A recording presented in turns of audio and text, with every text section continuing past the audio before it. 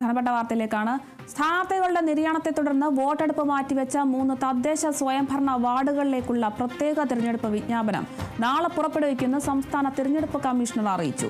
തിരുവനന്തപുരം കോർപ്പറേഷനിലെ വിഴിഞ്ഞം വാർഡ്, മലപ്പുറം ജില്ലയിലെ മുത്തേടം ഗ്രാമപഞ്ചായത്തിലെ പായമ്പാടം വാർഡ്, എറണാകുളം ജില്ലയിലെ പാമ്പാക്കുളം ഗ്രാമപഞ്ചായത്തിലെ ഓണക്കൂർ വാർഡ് എന്നിവിടങ്ങളിലാണ് പ്രത്യേക തിരഞ്ഞെടുപ്പ് നടത്തുന്നത്.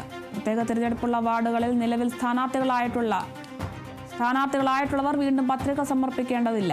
തിരഞ്ഞെടുപ്പ് പൂർത്തിയാകുന്നതുവരെ മുത്തേടം, പാമ്പാക്കുട ഗ്രാമപഞ്ചായത്തുകളിൽ പൂർണ്ണമായും തിരുവനന്തപുരം കോർപ്പറേഷനിലെ വിഴിഞ്ഞം വാർഡിൽ മാത്രമായും മാതൃകാ പെരുമാറ്റച്ചട്ടം നിലനിൽക്കുമെന്നും കമ്മീഷണർ അറിയിച്ചു.